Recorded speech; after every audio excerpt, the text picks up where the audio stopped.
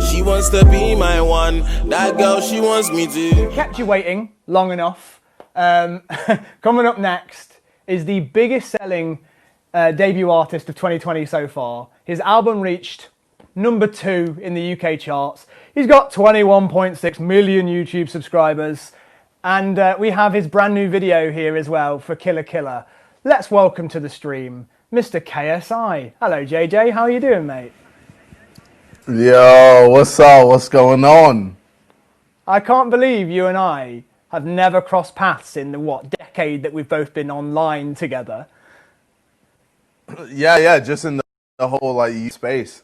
I was saying like before to you, like I used to watch you a lot with you and Dean. Your videos on YouTube, you guys would just like make like hilarious skits together, and yeah, it was amazing. Yeah, and I'd watch all your videos, and yeah, no, I was a big fan. Thanks very much. I know it's so weird, right? Yeah, it kind of is. Well, shout out to Jack and Dean sketches. I love it. Thanks very much. How has this year been for you, man? Do you want to sort out your audio before we carry on? No, I can hear you. It's just I know I've just got a heavy ear. I don't know. Right, anyway. Okay. I don't know what that means. I don't know what it means. How has this year been, man? Like with lockdown hitting when your album was coming out, I bet that was an unexpected way of it happening.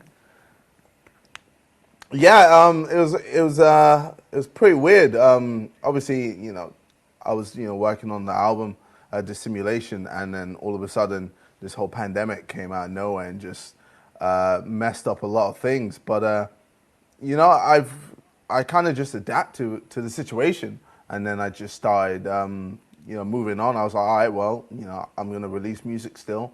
I'm gonna put something out and just move as if everything was normal. And then, you know, I've been productive on my second channel. You know, my Reddit's popping off. My second channel is just doing bits as well. And people are loving, you know, the constant content I'm producing, and you know, I'm just having fun right now. So I think I'm in a good spot, and I've kind of just adapted to the whole situation that we're in right now, and I guess been more productive because of it.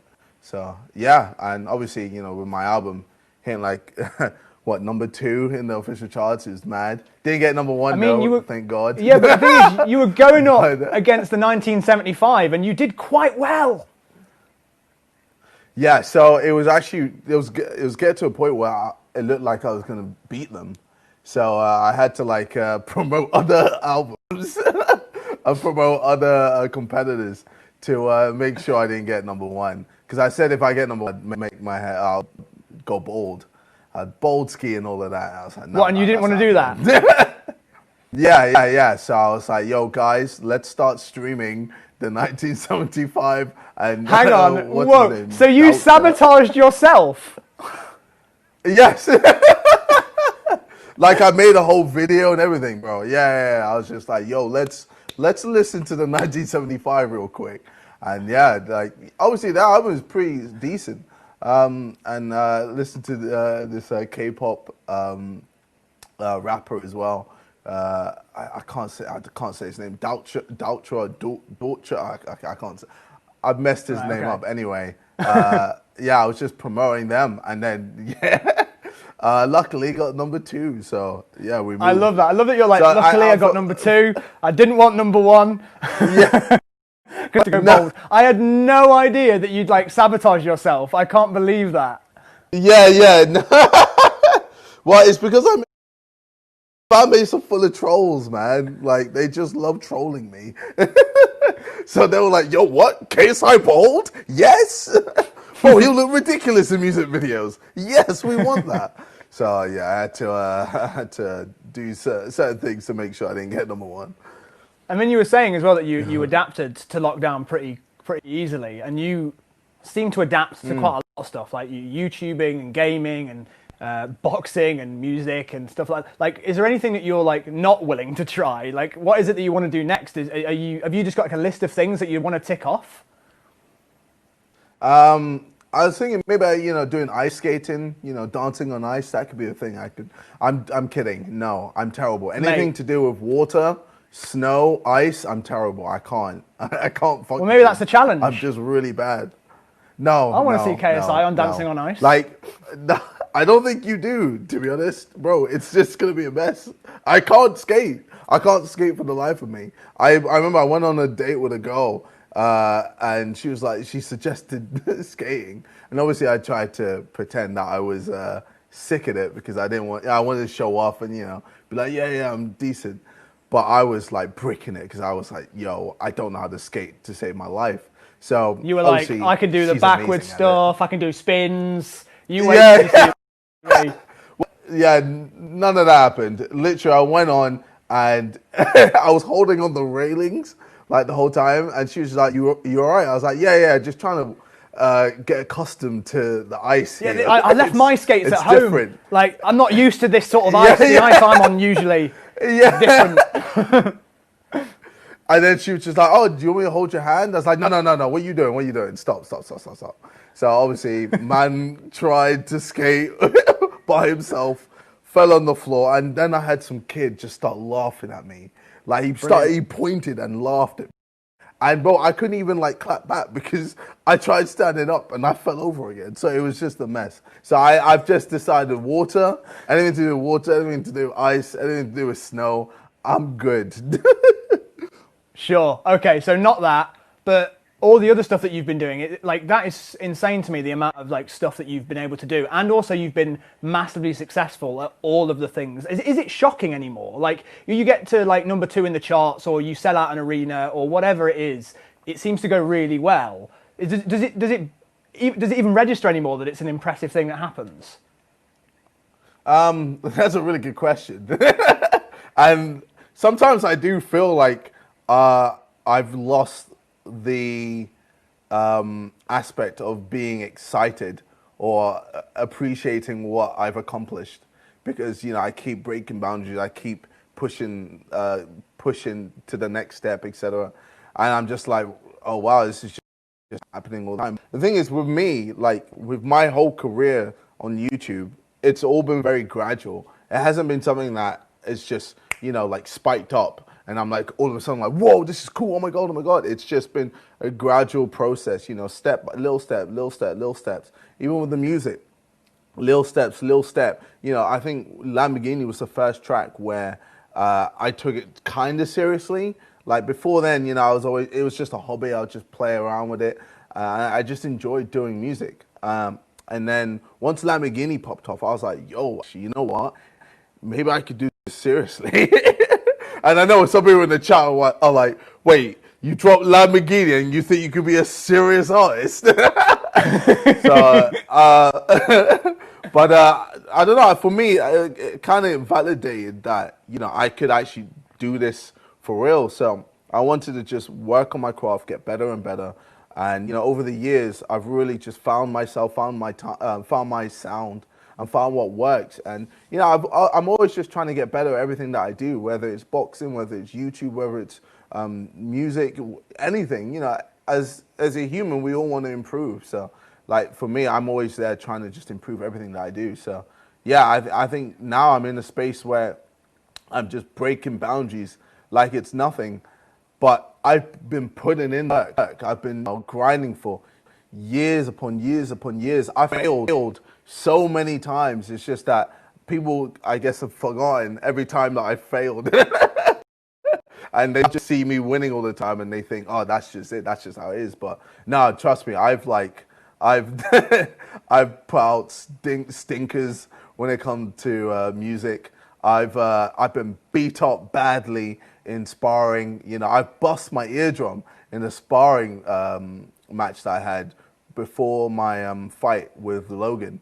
Like this big 6'6" dude just hit me with a right hook and just bust my eardrum, and it was mad. And I couldn't even hear for like a month. It was mad. But I just lose. I guess I just lose in either in private or people just forget.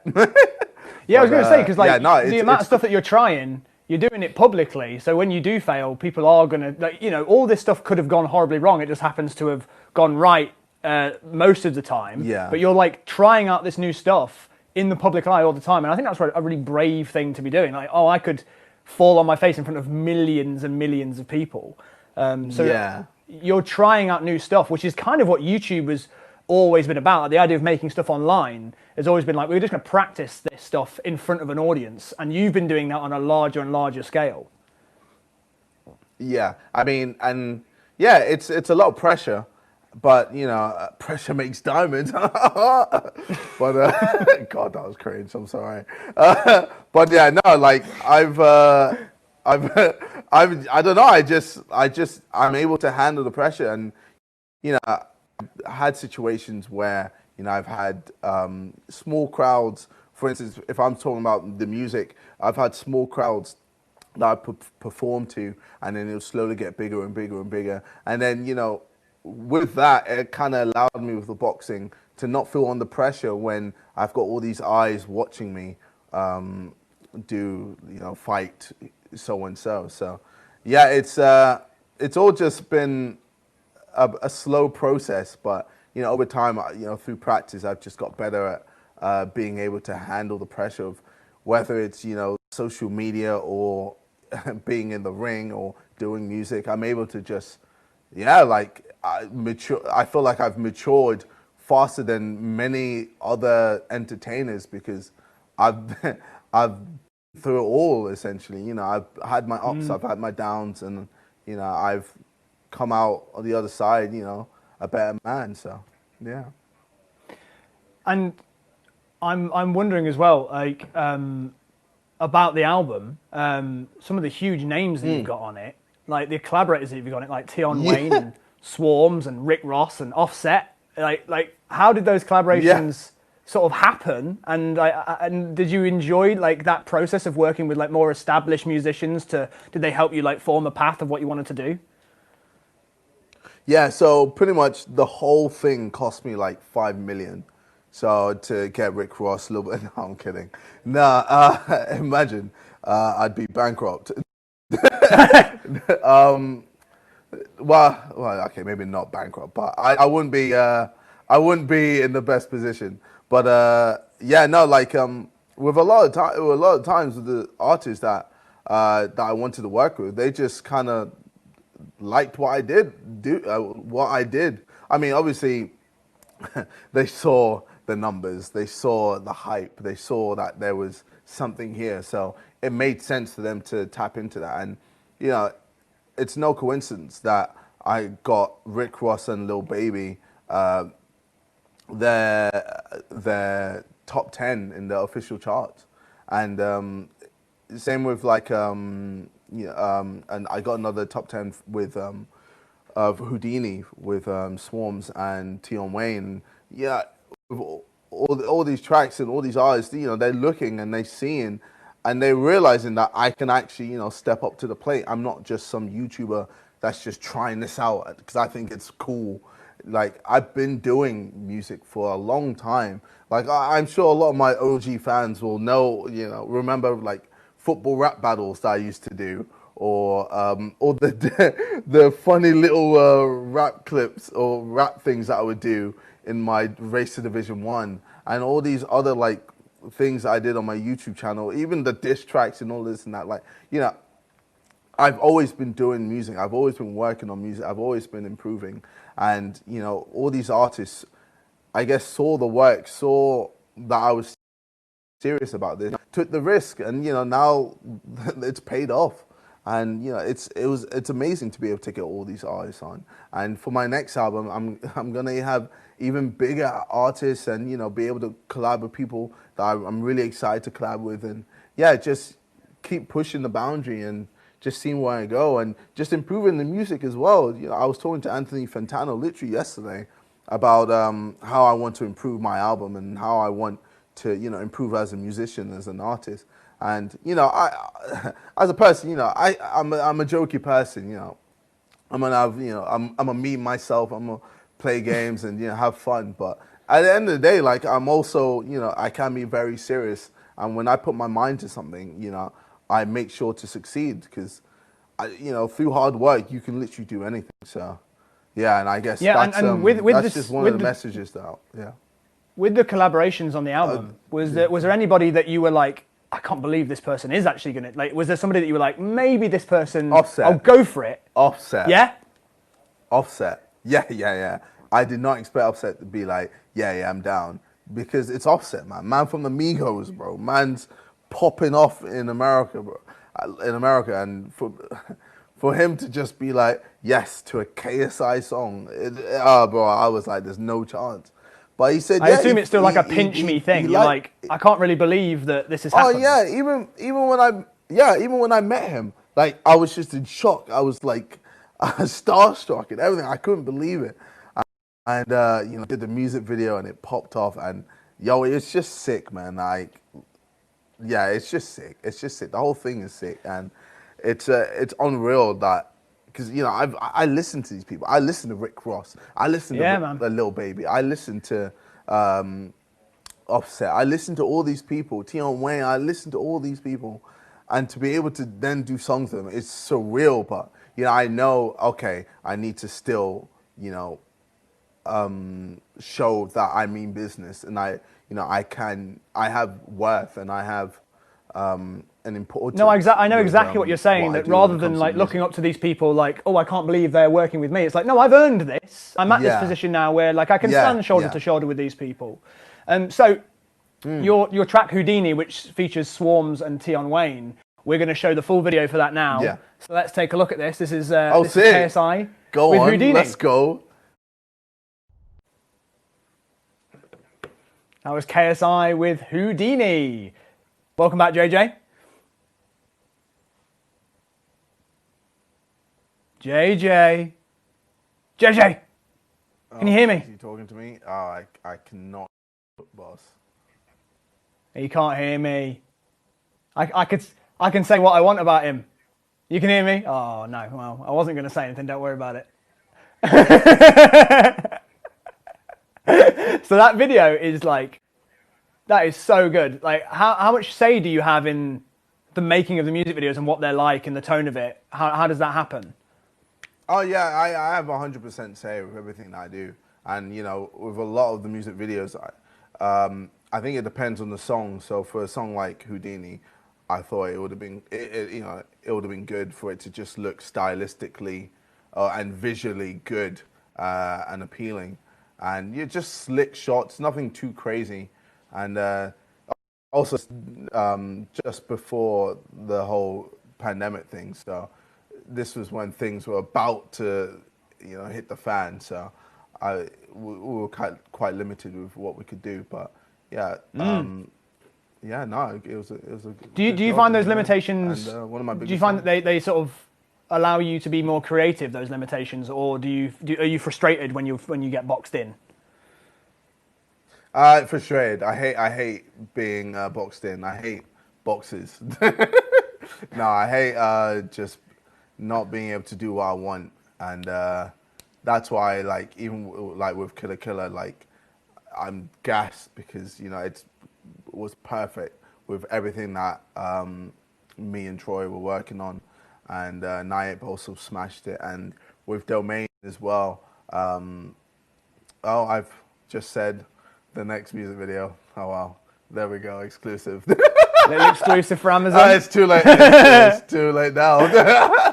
But he said it. Yeah, so with that, with the music video, like for that, it's gonna be insane. It's a continuation from Killer Killer, and it's legit just gonna blow people's minds, and I can't wait for people to see that. And like I feel like music videos are really important, and with all the music videos that I do, I always make sure that it is like 100% like the best of the best it can be, and I'm always trying to push the boundaries and see what I can do when it comes to music videos. And it makes sense. I'm a person that has come from YouTube, so I should be pretty decent at making good music videos. And who do you turn to collaborate on that stuff with? Like, do you have a team that you go to all the time, or are you open to working with other people? Like, what is it about that process that turning a song into something visual? So in America, there's a person called Nayib that I use quite a bit. We did a Wake Up Call which we smashed it in. And there's a few others that I would use in America. And then in England, I would use Con or Troy. You know, just it depends on the music video, you know, what I want with it. And, you know, all these directors are amazing at what they do. They're very good. And I always make sure I, you know, get the best of the best. And lucky to be in a space where I've been able to find the best of the best and, you know, make sure all my music videos are amazing. So, yeah. And what about the concepts for them as well? Like, do you think about them like after you've written the song? Do you think about the concept for the music video, or do you work with people on that? How do you come up with that stuff? No, normally I just make the song and then think of the concept after, or I feel like what would work for it after. I'd say the only time I've really like envisioned.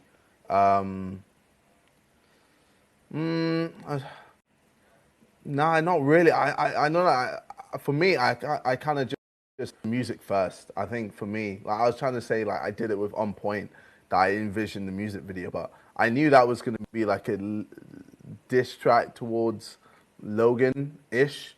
But I think for me, like, for me, it's always just I make the music first and then see what happens after with the music video.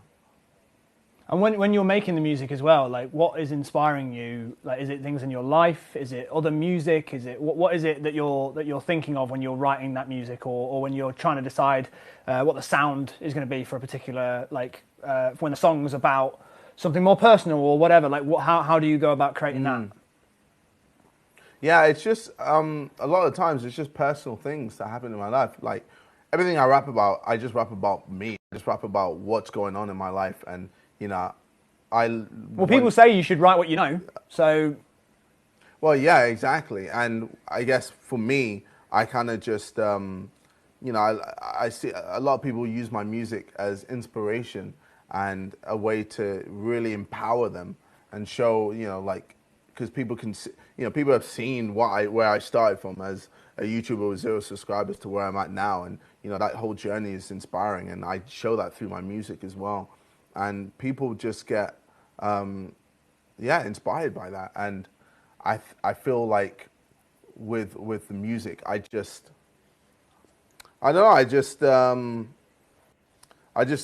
really enjoy being able to just pour out my thoughts and feelings in music, because it's, you know, as a hobby, it's just how it is. Like if I am going through a situation personally, I feel like music is the best way for me to,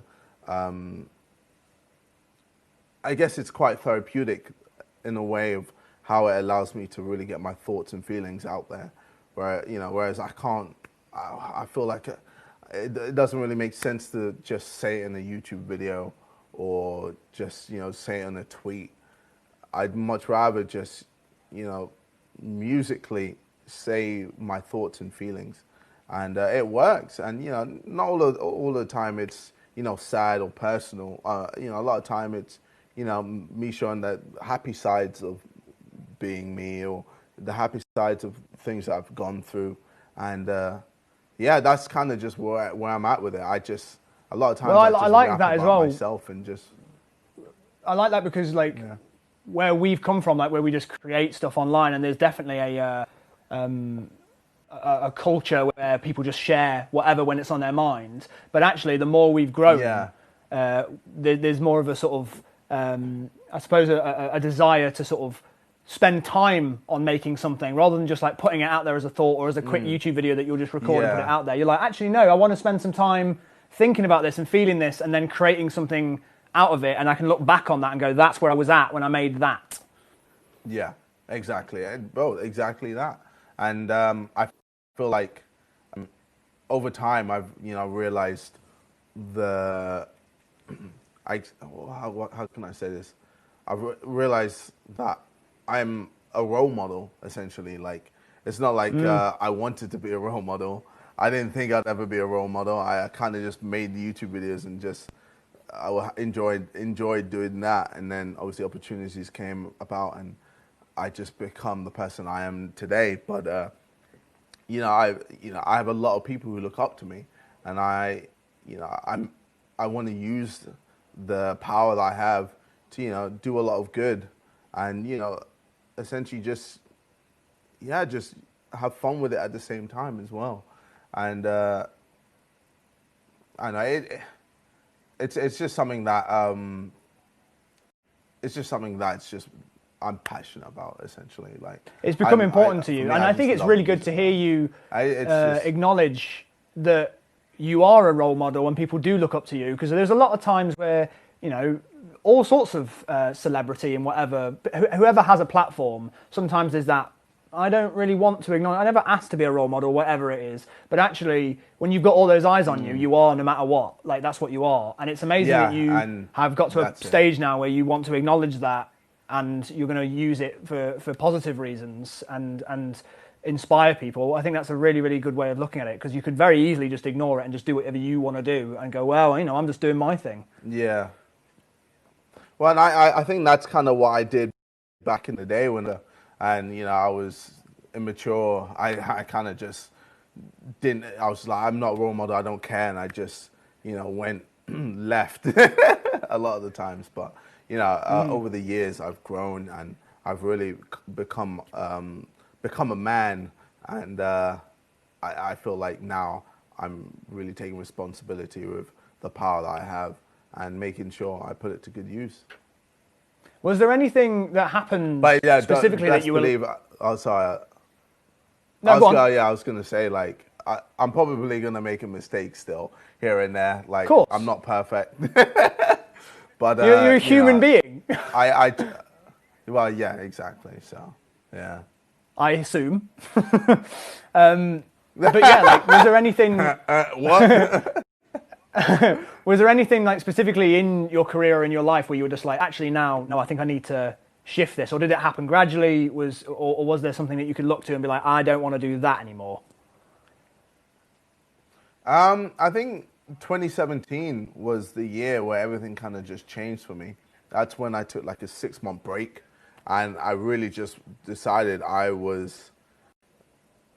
just done with everything. I just, I wanted to find myself. I wanted to figure out what I wanted in life and what made me happy. And after those 6 months, I've just come back,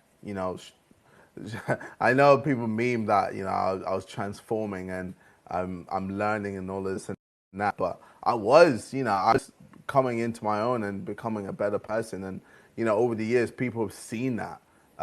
Seeing that I have improved tremendously from where I was before with everything that I've done, and now I'm in the position that I wanted to be in, compared to 2017, where I just was very lost, and I was just not doing stuff for myself. I was just doing stuff for the sake of doing stuff, and I didn't really have a strategy or a plan or anything. It was kind of I was just doing stuff, and I just didn't really care, and it just wasn't the right attitude. Well, it's great that you've been able to sort of acknowledge that and also mature, because if you weren't moving on, if you weren't moving forward, that would be weird. Like I think we're always supposed to be sort of like growing and changing, and I think it's great that you've been able to acknowledge that, actually I didn't quite like that, but now I feel like I'm owning it and moving forward. Unfortunately, we are running out of time, but I'm loving talking to you, and I could do this for hours. But do you want to talk about the new single that's coming out tomorrow?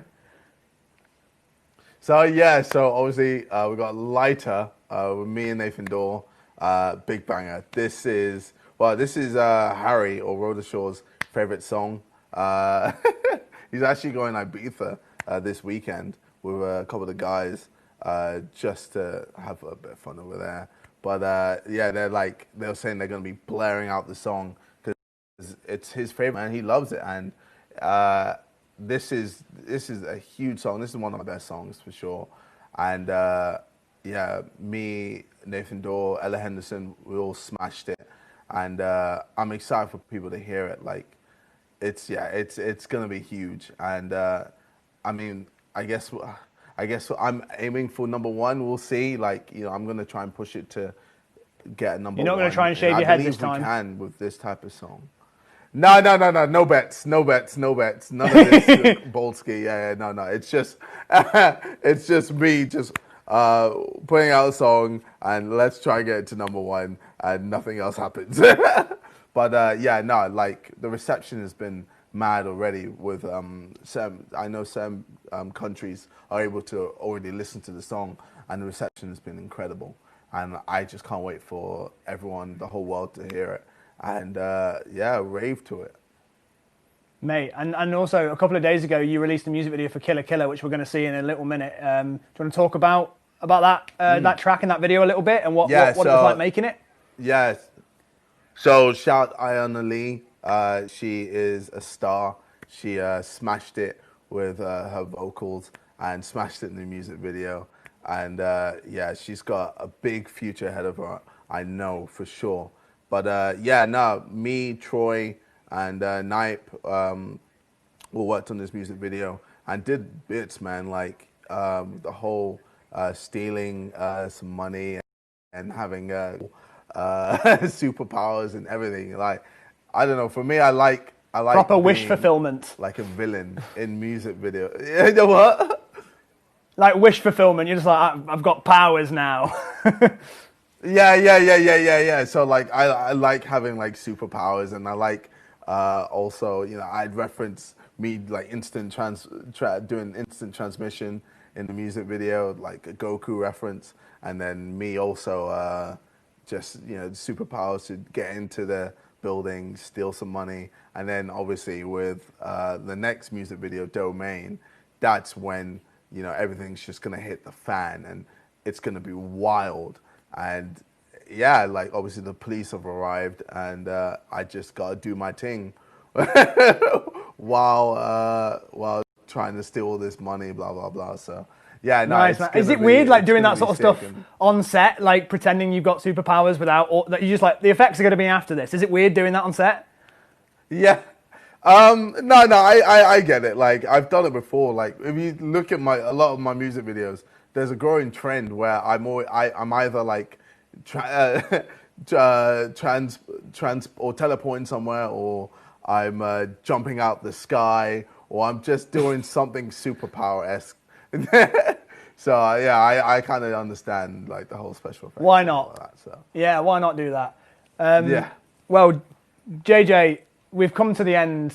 I could talk to you forever. This has been such a pleasure. Thank you so much for joining. I appreciate it. It's been great, man. Thank you for having me, Jack. No, I appreciate it. Yeah, and bro, this is an honor to properly meet you as well. I've been a big fan great of you. So yeah. Stop it. Yeah, thank you. Making me blush. Thank you for this interview, man. It's been sick. Great, man. Would you want to introduce Killer Killer for us, and we'll sign it off there? All right. This is your boy KSI. We got Killer Killer featuring Iona Lee. Enjoy.